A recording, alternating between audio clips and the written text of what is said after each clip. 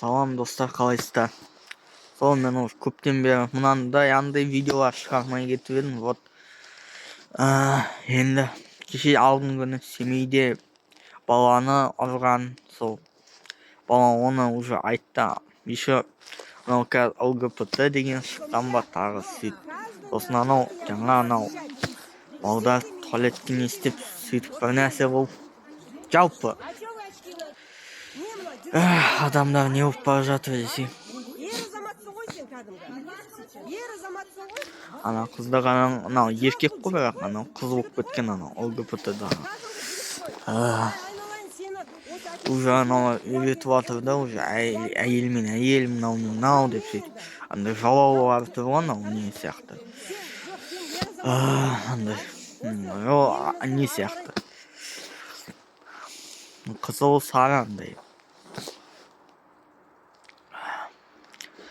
Сосын ана баланы туалетке әжетханаға апарып та бір нәрсе істеп жатыр анау.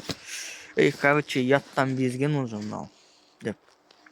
Ойлаймын да, уже Қазақстан не болып бара жатыр? Полиция қайда қарайды? Қазір біздің полицияларда, сол қоғамында әлсіз ба деп. Тек қана сақтану керек бізге.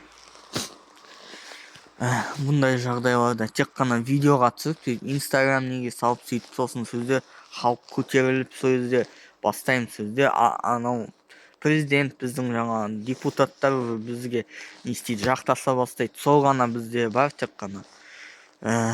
Және Аллаға құлшылық ету керек. Алладан үміт үзбеу керек. Бұл біздің Қазақстанның кішігірім сынақ. Қазақстанға кішігірім сынақ беріп жатыр енді Құдай. Бірақ өтіп кетеміз одан. Қорықпаңдар, қорықпайық. Енді біргеміз.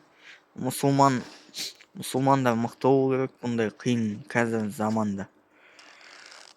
Жалпы рамазандарын қабыл болсын. Кім ораза ұстап жатыр, оразаларыңыз қабыл болсын. Сәттілік бәріңе, давайте.